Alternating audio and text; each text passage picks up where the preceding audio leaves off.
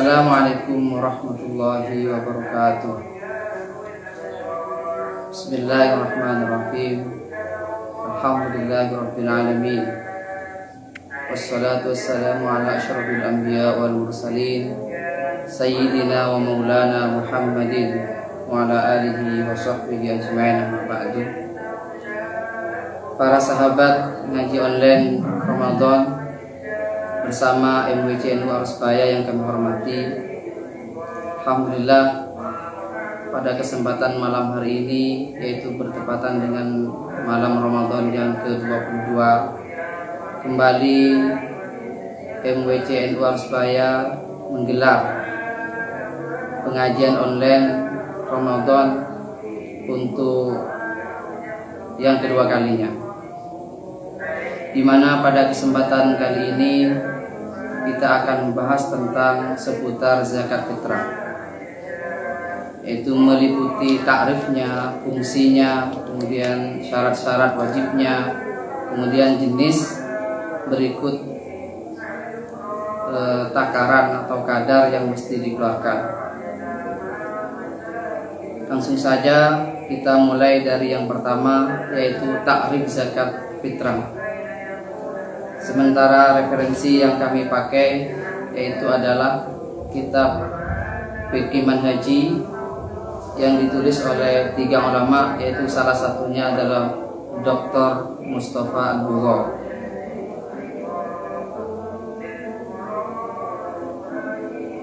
Bismillahirrahmanirrahim. Kita mulai dari yang pertama, yaitu pengertian daripada zakat fitrah. Zakat fitrah itu takrifnya adalah hiya qadrun muayyanun minal mal yajib ikhrajuhu 'inda ghurubi syamsi akhir yaumin min ayyami ramadhana bi syurutin muayyanatin an kulli mukallafin wa man talzamahu nafaqatuhu. Karena kami tidak punya kitab fisiknya, maka terpaksa kami pakai kitab PDF. Zakat fitrah itu takrifnya adalah qadrun muayyanun minal mal, yaitu kadar tertentu dari harta yang hal itu wajib dikeluarkan. Kapan itu? Inda ghurubi syamsi, ketika sudah terbenamnya matahari yang bertepatan pada hari terakhir dari bulan Ramadan, alias pada malam Idul Fitri, dengan syarat-syarat tertentu, di mana hal itu dilakukan tidak lain sebagai angkul limukallafin, di atas namakan untuk setiap orang mukallaf dan orang-orang yang wajib dinafkahi oleh orang mukallaf tersebut. Itu adalah pengertian daripada zakat fitrah. Di dalam zakat fitrah itu terdiri dari kata zakat fitrah, itu terdiri dari 2 kosakata, yaitu kata zakat dan satunya al-fitri. Sebagian ulama memberikan pendapat begini, dinamakan zakat fitrah karena kewajiban zakat itu bersamaan dengan ketika seseorang itu telah berbuka puasa yang bertepatan dengan hari terakhir di bulan Ramadan.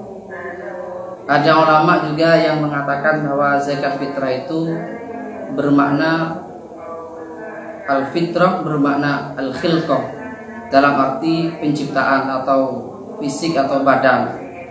Karena memang di antara fungsi daripada zakat fitrah itu adalah untuk mensucikan seseorang dari kelalaian-kelalaian selama dia menjalankan kewajiban Ramadan. Ada salah seorang ulama besar, yaitu Al-Imam Waqi, yang dikutip oleh Imam Zainuddin bin Abdul Aziz Al-Milibari dalam kitab Fathul Mu'in. Beliau mengatakan bahwa fungsi daripada zakat fitrah itu sama dengan fungsinya fungsi zakat fitrah untuk Ramadan itu bagaikan sujud sahwi bagi sholat. Kata beliau, zakatul fitri li syahri Ramadan kasajadatis sahwi lis-sholati, di mana artinya adalah bahwa fungsi zakat fitrah itu adalah untuk Ramadan bagaikan fungsinya sujud sahwi untuk sholat, yaitu sama-sama memberikan tambalan-tambalan untuk kekurangan-kekurangan bagi dua ibadah itu.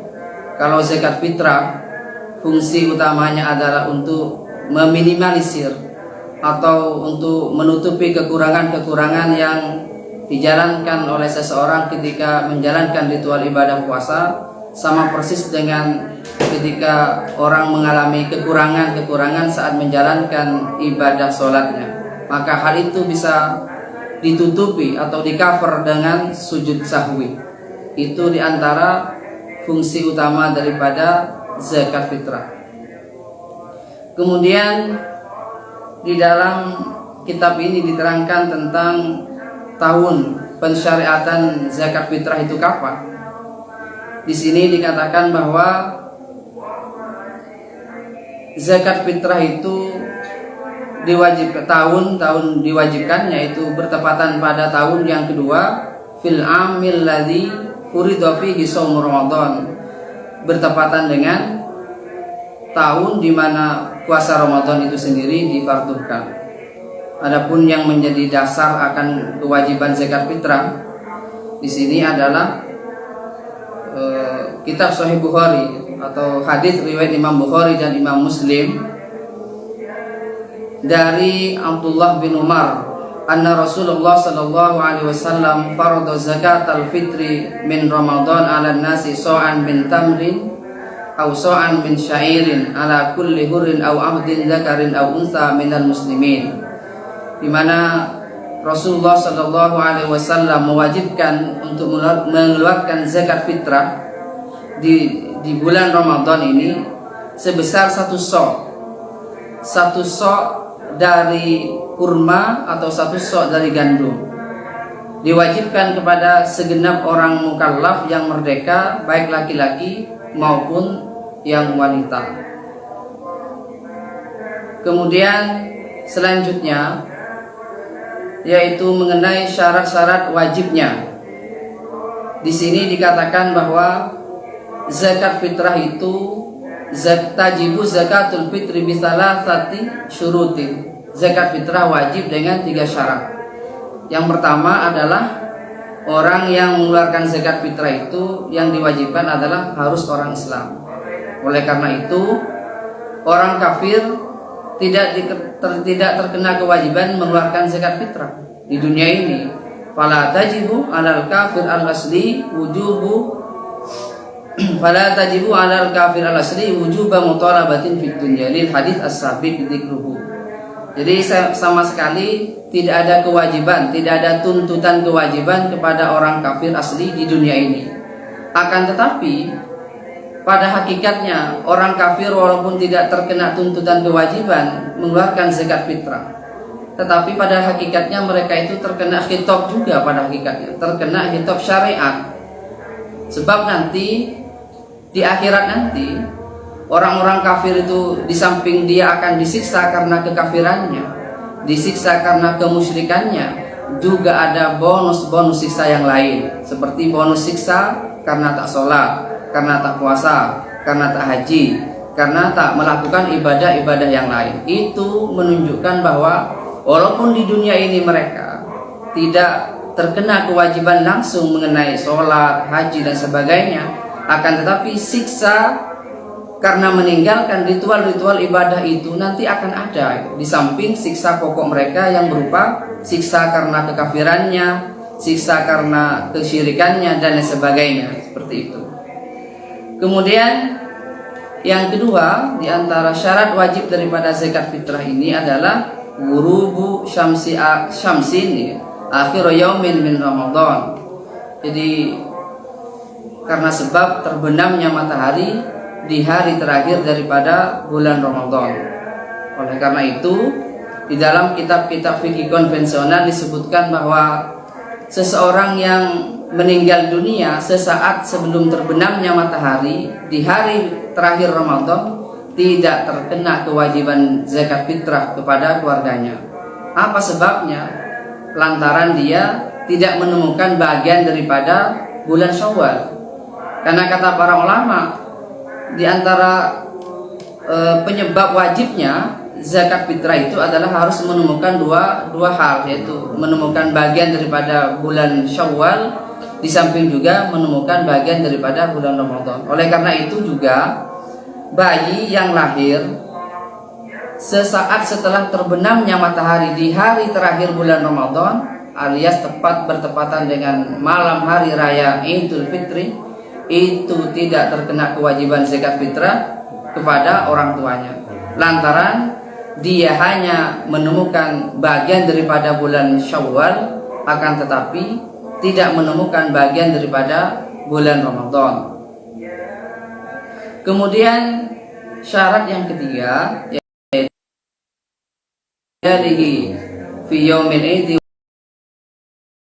wa lailatihi wa an maskanin wa khadimin in kana bihajatin ilaihi.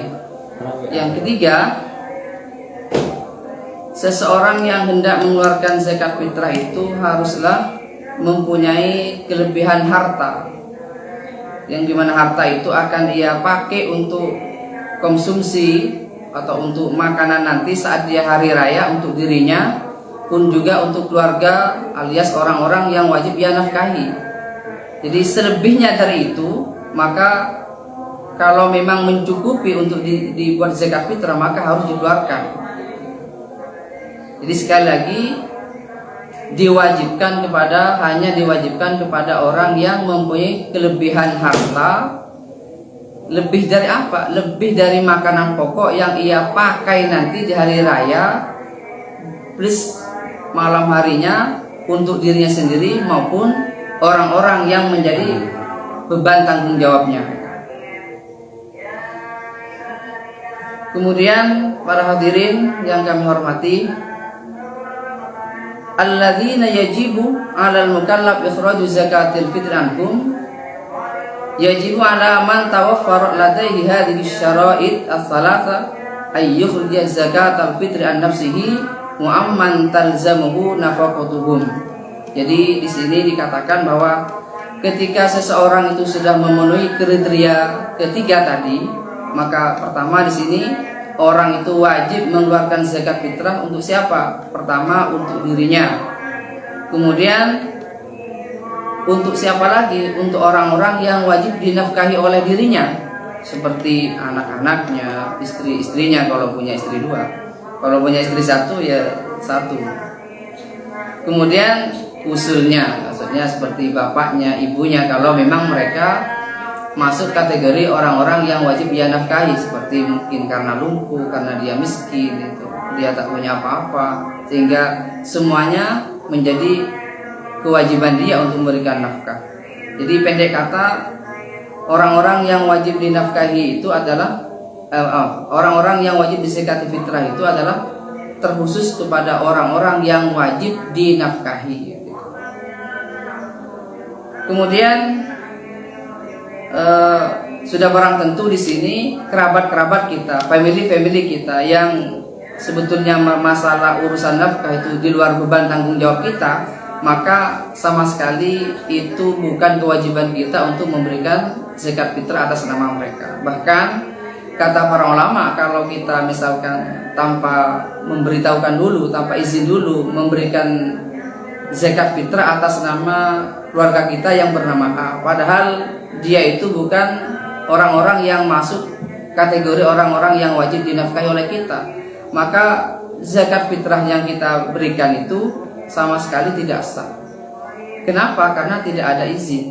Jadi kalau misalkan mau memberikan zakat fitrah atas nama salah satu keluarga kita yang mereka itu bukan termasuk orang-orang yang wajib kita nafkahi, maka harus ada izin terlebih dahulu.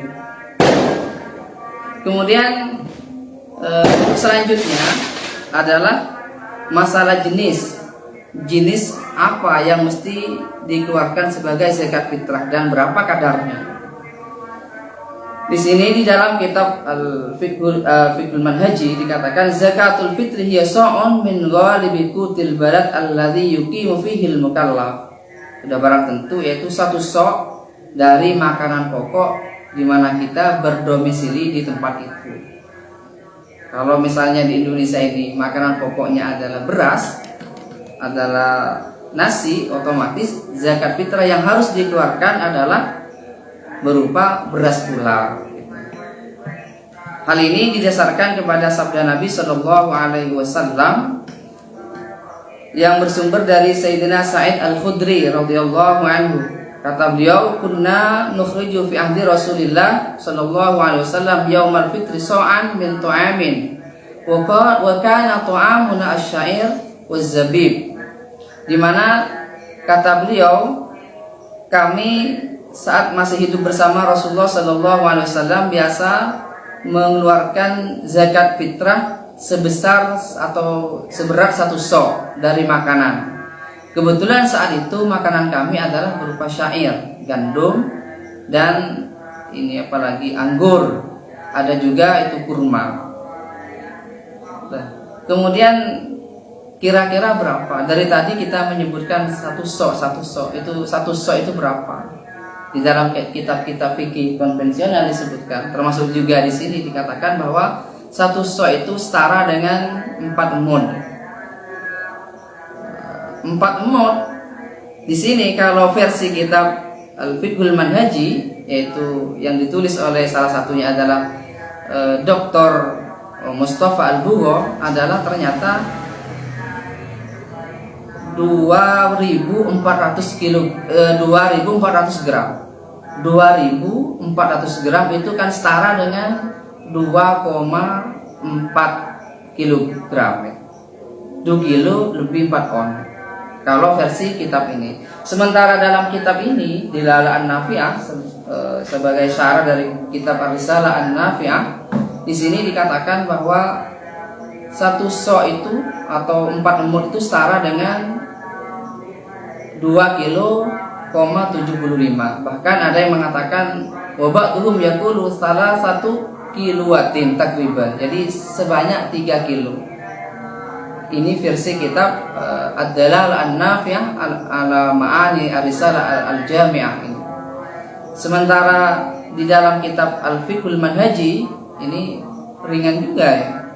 Di sini hanya menyebutkan kisaran kira-kira 2.400 gram alias 2 kilo lebih 4 on. Kalau di Indonesia ini saya baca itu dari seperti kitab Fathul Qadir kalau tidak salah. Itu karya salah seorang ulama besar di Indonesia dari Jombang, Syekh Ali Maksum kalau tak salah. Itu kisaran 1 mud itu sebanding dengan 7 on ya. 7 on lah kira-kira. Sehingga 7 on itu ketika dikali 4 menjadi 2,8 kilogram. Jadi kurang sedikit untuk 3 kilo, kurang sedikit. Seperti itu. Kemudian fa idza kana ghalibu quti baladina al-yawm al-bur fa inna zakatal fitri an syakhsil wahid tusawi salasata altarin minal kintok. Jika misalnya di daerah kita ini adalah itu berupa makanan pokok kita berupa bur, gandum atau katakanlah seperti beras, maka jika diukur dengan liter, kalau di Bekasi, saya dulu beberapa tahun yang silam tinggal di Bekasi. Orang Bekasi itu kalau zakat fitrah tidak pakai kilo, tetapi pakai literan. Saat itu 3 kilo itu kira-kira sebanding dengan 3 liter setengah lebih. Kalau di sini karena tadi mengacu pada 4 mud itu sebanding dengan 2.400 gram alias 2 kilo lebih 4 on, di sini setara dengan 3 liter. Kalau pakai ukuran liter, 3 liter. Kemudian yang perlu kita bahas juga adalah di Indonesia ini, bahkan di berbagai belahan dunia, orang itu sudah terbiasa zakat pakai timah, pakai duit. Dan kalau kita baca di dalam kitab-kitab fikih konvensional itu nyaris Tidak ada ulama Syafi'iyah yang mengatakan boleh. Tetapi juga ada itu sebetulnya ada. Akan tapi kalaupun pendapat dari Syafi'iyah itu ada, tetapi tidak memberikan rincian-rinciannya seperti apa, detail-detailnya, tidak menerangkan teknisnya seperti apa. Apakah nanti dikrus dengan makanan pokok itu sendiri, ataukah nanti dikrus dengan pendapat ulama yang asli yang melegalkan zakat fitrah pakai uang. Terus terang, di dalam kitab Al-Fiqh Manhaji di sini dikatakan bahwa la budda min ikhrajiha qutan min ghalibin aqwati dzalikal balad. Pada dasarnya wajib mengeluarkan zakat fitrah itu berupa makanan pokok. Akan tetapi illa annahu la ba'sa bi ittiba'i madhhabil Imam Abi Hanifah fi hadhil mas'alah fi hadzal asl. Jadi penulis kitab Al-Fiqh Manhaji di sini mengatakan bahwa tidak masalah, no problem, kita mengikuti madhab Hanafi yang melegalkan dalam masalah ini zakat fitrah memakai uang. Wa huwa jawazu daf'ul qimah. Jadi pendapat Imam Hanafi yaitu adalah melegalkan zakat fitrah dengan qimahnya. Beliau mengatakan di annal qimah anfa'u lil fakir minal quti nafsihi. Jadi untuk konteks saat ini mengeluarkan zakat fitrah pakai uang itu sebetulnya lebih manfaat, karena lebih manfaat bagi orang fakir dibandingkan kita harus mengeluarkan zakat fitrah berupa makanan pokok atau beras itu. Karena kalau duit itu kan serba fungsinya itu kan serba oke, bisa dibeli ini itu dan segala macam. Jadi lebih fungsional dibandingkan sebatas mengeluarkan zakat fitrah berupa beras. Akan tetapi yang terjadi di Indonesia ini, kalau orang zakat fitrah itu tidak berpatokan kepada madhab Hanafi di dalam masalah nominalnya. Jadi nominal yang dikeluarkan itu dikurus kemana? Kan mestinya kalau madhab Hanafi itu kan dikurus pada zakat-zakat yang telah dimansus itu. Di antaranya adalah anggur mestinya 4 kilo, atau kurma 4 kilo, atau gandum kira-kira 2 kilo kurang gitu. Dan kalau kita ke sana itu mahal gitu. Sementara di Indonesia ini tetap pakai beras. Apakah ada ulama yang melegalkan seperti itu? Ternyata saya lihat itu di kajian salah seorang ulama kita yang pakar fikih juga pakar usul, yaitu Ki Afifuddin Muhajir. Salah satu pengasuh ya pondok pesantren Sukorejo. Beliau ini kan di samping pakar fikih juga pakar maqasid, pakar usul, mantik dan lain sebagainya. Beliau mengatakan di dalam masalah mengeluarkan zakat fitrah pakai uang dengan krus ke beras sebesar 3 kilo itu tidak masalah.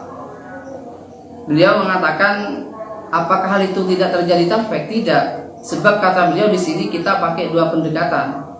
Pendekatan pertama adalah mengikuti ulama yang mengatakan boleh mengeluarkan zakat fitrah pakai qimah, pakai uang, berstandarkan ke makanan pokok kita. Apakah ada itu? Ternyata setelah dilacak ada, kata beliau. Siapa itu? Ulama itu bernama Ibnu Qasim, salah satu mazhab dari internal mazhab Syafi'i, mazhab Maliki. Kemudian pendekatan yang kedua, kata beliau, kita bisa berangkat dari mazhab Syafi'i, kata beliau. Dengan pendekatan apa? Yaitu pendekatan fikih secara manhaji. Karena berfikih itu, kata beliau, ada 2 model, fikih secara qauli dan fikih secara manhaji. Kita akan tetap memakai fikih qauli selama fikih qauli itu sendiri masih maslahat sesuai dengan tuntutan zaman. Akan tetapi ketika dipandang kurang maslahat, kata beliau, kita bisa beralih kepada fikih secara manhaji. Dan kata beliau dalam konteks pembahasan ini, antara ulama yang melegalkan pakai duit dengan ulama yang mengatakan mengeluarkan zakat fitrah boleh di luar di luar ketentuan-ketentuan yang sudah dinas di dalam hadis itu, ternyata mempunyai tujuan yang sama. Tujuannya apa? Yaitu sama-sama ingin memberi kesejahteraan kepada fuqara dan masakin.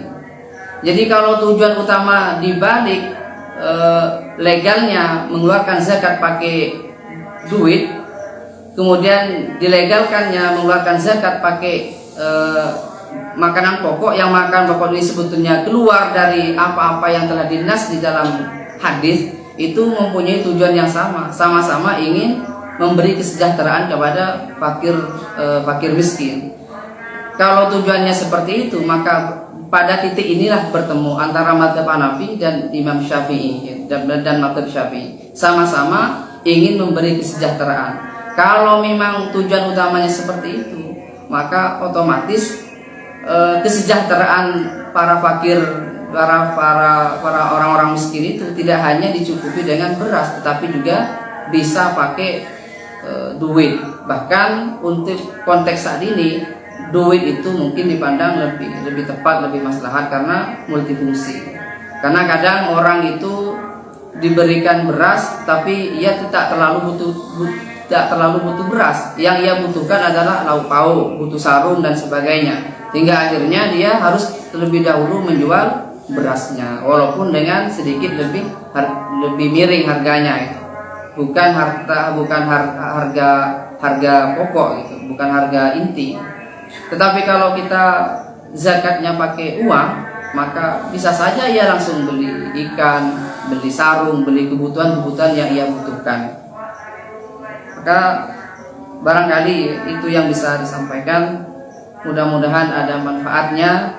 Mudah-mudahan kita dikuatkan oleh Allah Subhanahu wa taala di dalam menjalankan sisa-sisa Ramadan ini.